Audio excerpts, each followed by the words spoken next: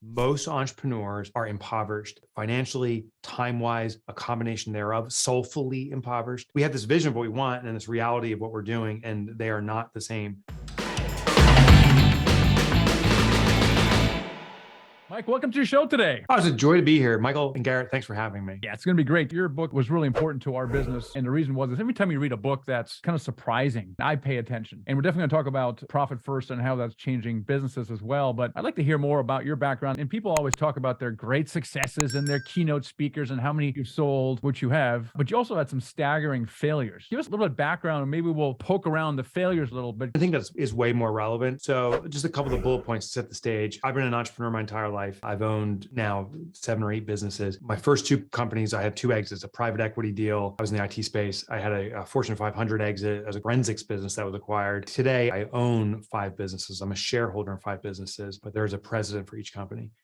But I think the interesting part of my story, or at least the relevant part, is after selling those businesses, those first 2, I was like, oh my God, I am God's gift to entrepreneurship. My ego just exploded. Because I look how rich I am. And I thought it was God's gift to entrepreneurship. And I acted like a total tool. I bought the houses. I got a place out in Hawaii. We took a sabbatical out there on Lanai, one of the smaller islands, got the cars, everything. And I said, oh, to sustain this new life standard, I need to run another business that is, just printing money. So I became an angel investor and I sucked. I actually call myself the angel of death. That's the only angel part I had going right. Started 10 companies, all of them collapsed. I didn't know what I was doing. They were in disparate fields. I was just throwing good money after bad. And it took me 2 years. I wiped out everything I had financially. I remember coming home to my wife. We still have 3 children. We had 3 children at the time, saying, we're going to lose our house. We're going to lose our cars. I've lost it all. And we did. 30 days later, we were out of our house and just lost everything. My daughter, as I was doing this, my daughter was 9 years old. I was sobbing. I was so ashamed because I'd been lying to my family by omission, saying, yeah, everything's fine. This business is starting to get traction. I wanted to believe that, but wasn't the reality. My daughter, she went running out of the room because I told her she couldn't take her horseback riding lessons. $20 a week for a group session. Couldn't afford that. I was broke. She ran out of the room. I thought she was running away from me. She actually ran to her bedroom to grab her piggy bank. And she ran back and she said, Daddy, since you can't provide for our family, I'll be our provider. And just think about that. I get emotional thinking about it right now. That's when I take my final breath on our planet. I know that's the memory I'm going to have. It was so defining. I was so ashamed of myself. I was proud of her. It also became a trigger to redefine everything I knew about entrepreneurship, which basically nothing. I thought I knew stuff. I was lucky. I didn't know much. I've endeavored to be an author who studies what makes entrepreneurship successful, what the shortcuts are, the real shortcuts, the stuff that brings real results, and apply them in my own businesses. And the last little thing I want to put on that valley, it wasn't like the next morning I woke up after the piggy bank and said, oh, I've got this. I started boozing hard. I went through depression. I struggled for 2 years deeply, but the seed was planted. And finally became clear is that I need to document everything about entrepreneurship that I think I know and challenge it. And I'm maybe 1% of the way through it now. Profit First was one of the things. Clockwork was another, but I got a lot more stuff I'm working on to really understand what makes an entrepreneur successful, systematically successful, as opposed to by happenstance. It's interesting. Our stories are actually a little bit similar. I got lucky through a software IPO, put a bunch of money in my pocket. It took me longer than 2 years to lose everything. It took me about 5 years to grind it in the ground. I almost lost my house. We ended up moving into a smaller house because I couldn't afford the big house anymore. I also thought I was a genius. Maybe not, maybe didn't buy all the cars and you were talking about, but mentally I was definitely the genius. And the thing is, you in general, you associate yourself, your identity is so wrapped up in what you do and as a provider for your family. And so when you can't do that, like the one thing you're asked to do, Mike, right? Right. The freaking thing you can do is one thing provide for the family. One thing, I couldn't do it. And I remember saying, I would do anything for my family. I'll always provide. And I wasn't. Yeah. And you're right. I was so wrapped up in the ego. I really thought I was a genius. I had something figured out. I had the swagger to my step, but also, it was dehumanizing. I was looking at other people saying, you're less than me. And I'm grateful. I feel my experience was divine intervention, that I had to learn the greatest lesson in life, that we are all valuable, that we all contribute something. We contribute different things, but there's no one better or worse. I hope it ripped out of that ego out of me. And when it does present itself, if I have a big win or something, I can feel it building up. I'm like, hold on, let's revisit the piggy bank. And it keeps me grounded, I hope. Yeah, it definitely keeps you grounded. The same thing, was pretty humiliating when you basically everything you had, including your identity as a provider, is taken away. It definitely humbles. And in my case, I was also called to share what worked and didn't work. I just ended up, in real estate. How did It's fantastic. It took me 15 years to figure it out. Now people can do it in literally a year. And you said you're 1% there figuring it out. You're kind of chipping away a little bit here. And let's talk about profit first, because it's one of those things, like I said, that kind of surprises you a little bit. And I think entrepreneurship is really hard. It really is. And what we all do, we can always work harder and we can always invest more in the business. And so we work our tail off and we never really get paid. Okay. Because we pay everybody else, and everything that's left over certainly doesn't come to us, because we should most certainly invest it back in the business so we can grow faster. And therefore, the entrepreneurs are basically poor people. And so in many ways, in many ways. And so when I read your book, I was like, gosh, let's talk about that real quick. What is the premise of Profit First, and why should every entrepreneur, care?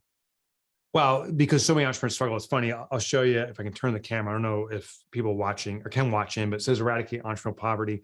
I have that in every working space I work. I've defined it as my life's mission. To your point, Michael, most entrepreneurs are impoverished financially, time-wise, a combination thereof, soulfully impoverished. We have this vision of what we want and this reality of what we're doing, and they are not the same. And I also believe every entrepreneur should be wildly successful. We are the biggest contributors to society, economically, innovationally, so many ways. So I'm looking at entrepreneurship, and I've surveyed people informally and formally who starts a business for financial freedom. And I would say it's over 90% of businesses are started in part or in full for financial freedom. Other people do it for personal freedom, do what you want when you want. Then I ask people, and I've done the data research too, who is financially free? And of the 9% who want it, maybe 1% is there. And I'm like, this is so confusing. We start this with a specific goal in mind, a clear vision, but no one's getting there. What's wrong with us? Like, do we all have a mind warp? And I experienced the exact same difficulties. When I was running my businesses I sold, they weren't profitable. They were break evens. And I was grateful when someone decided they saw value in it and gave me money for it. So I've been studying it, and one day it just flipped in my mind. It said, oh, there's nothing wrong with us. It's a system we're all told to follow. That profit comes last. The foundational formula for profitability is your sales revenue minus your expenses results in profit. And we even call profit the bottom line, the year end. It's all vernacular for saying it's the last consideration. And it's the human behavior that when something comes last, it means it's not important now. It's the manana syndrome. So most businesses say, not profitable this year. That sucks. Next year, I'm going to be profitable. And when we're not, it's the kick the can down the road syndrome. But we all pay expenses. Our expenses keep growing and growing because that is prioritized. Expenses comes before profit. In Profit First, I teach the method of flipping the formula. You have your sales, your revenue. Then you subtract the profit you've determined you want to take, and that will result in what's available for expenses.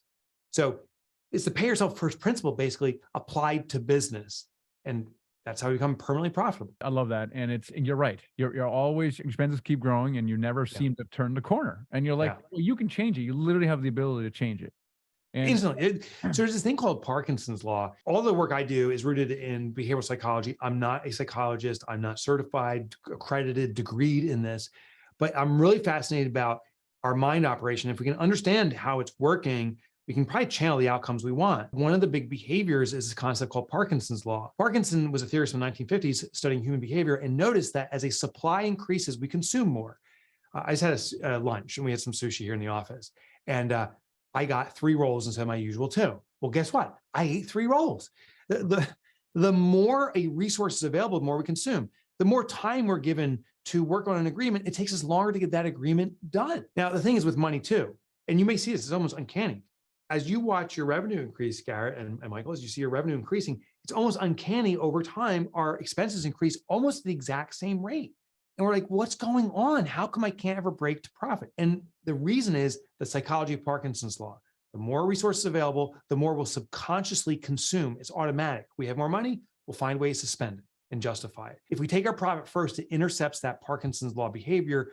And now we see less money flowing through the business and we adjust again automatically to what's truly available since profit's been taken first. So how much should you dump back into the business, if at all, to help grow it? Is there a calculation behind that inside your book? So in the book, I studied businesses of different size, micro business, $250,000 in revenue or less, standardized small business, 5 million or less, larger small business, 50 million or less, and found that at different sizes, typically the optimal profit percentage can change. But the lesson is this: we need to take a percentage of profit starting immediately. And if you've never historically had a cash profit distribution, and this is above a normalized salary.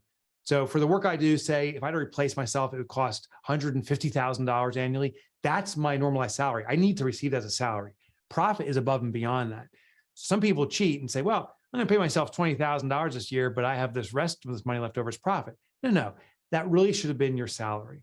Profit in the traditional definition is cash resources available for the distribution to the shareholder, the person who owns the business, or is reserved in a cash equity position to ultimately be distributed to the shareholder. So it's a shareholder benefit. If you've never had profit, start with 1%. And I would say every quarter, keep growing that 2, 3, 4% and see what your threshold is. Now, there's another component. We mistakenly, and I thought it was true, that the more money we plow back into the business, the faster we grow.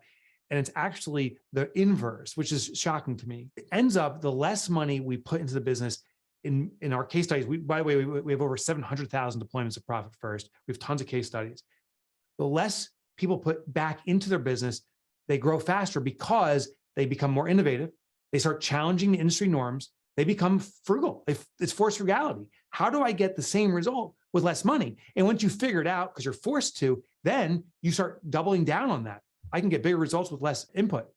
I'll give you a quick case study. I was an investor in a leather manufacturing company. That I did exit from that one also. That was more recent. We were looking at our capital expense account. That's part of Profit First. You could have multiple accounts. And we figured we need this thing called a molding press. And they can cost minimally $25,000 and up. And we needed this to form the leather. And we said, well, let's just grab this small morsel of cash we have reserved in the CapEx account. It was about $1,000.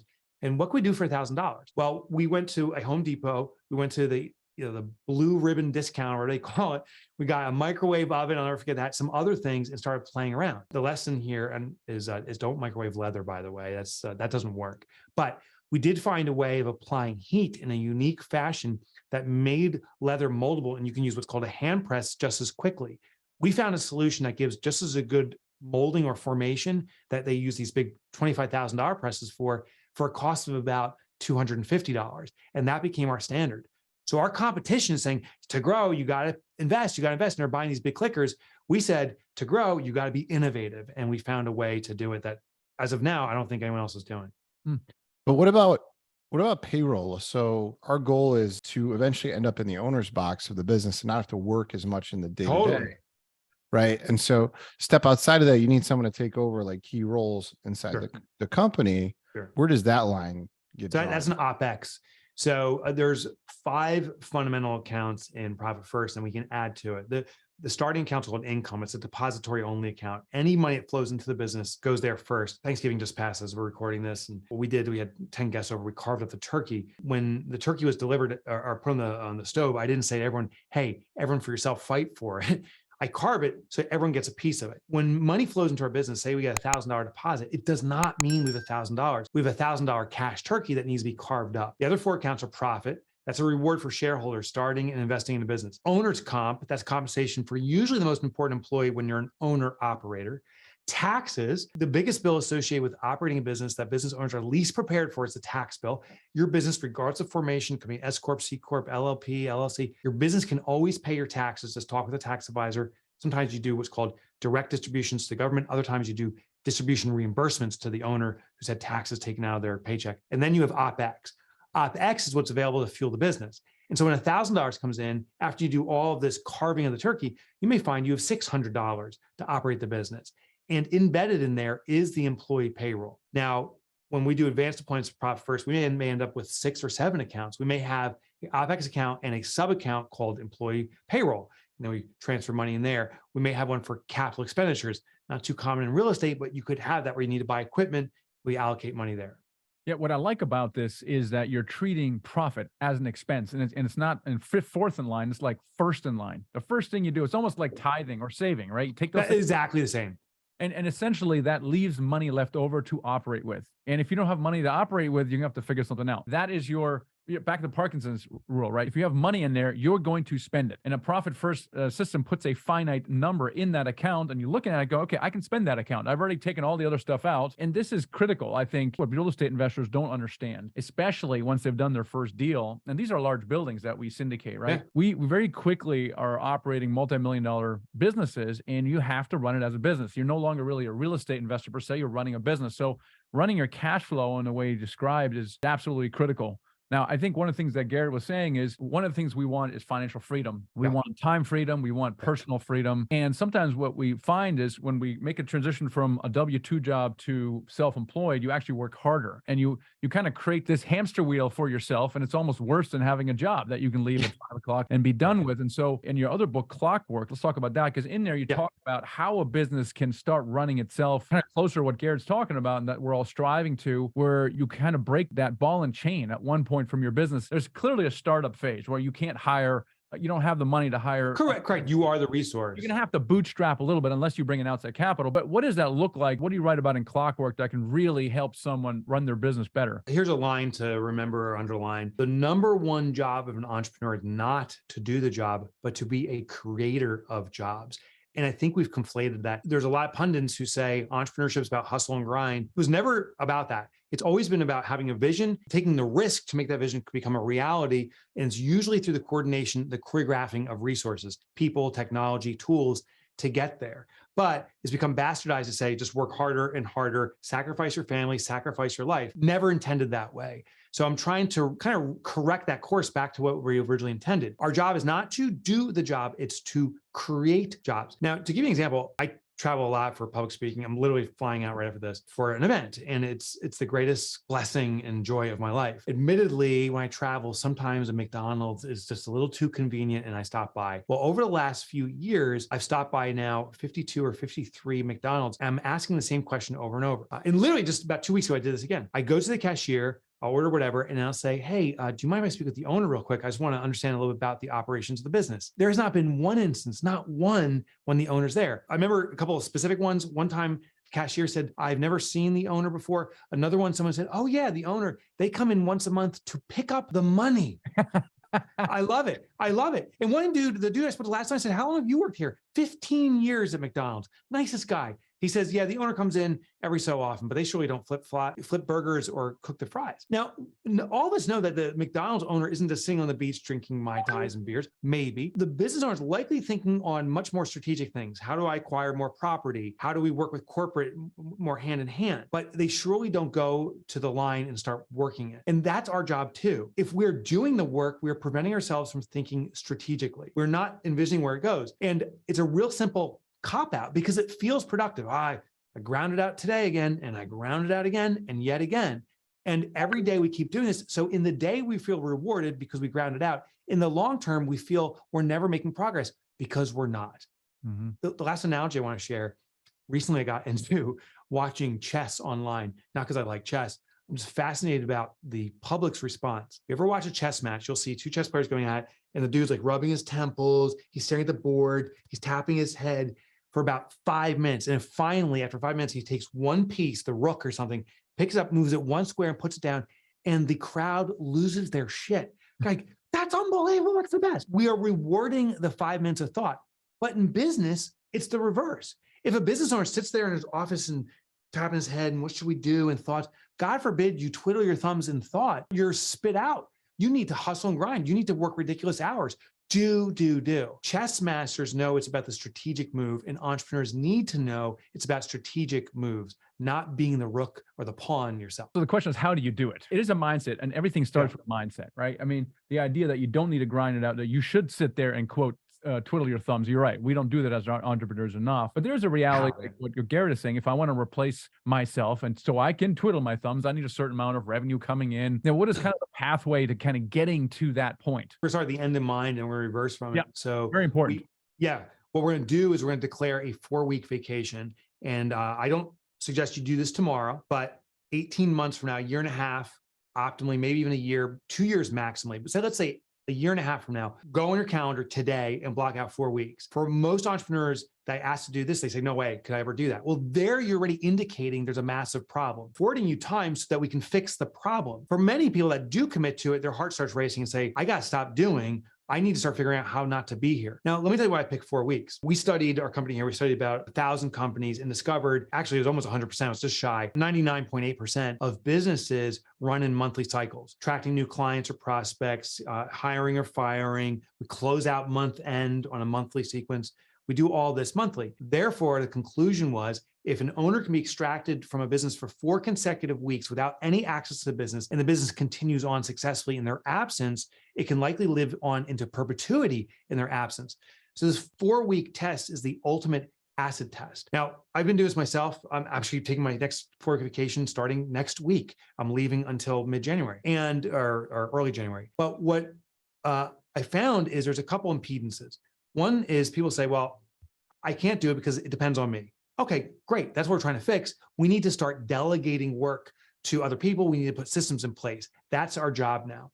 The second thing is they say, I don't want to have my employees working their tails off in a sweatshop, carrying the load while I'm off, celebrating off of their sweat.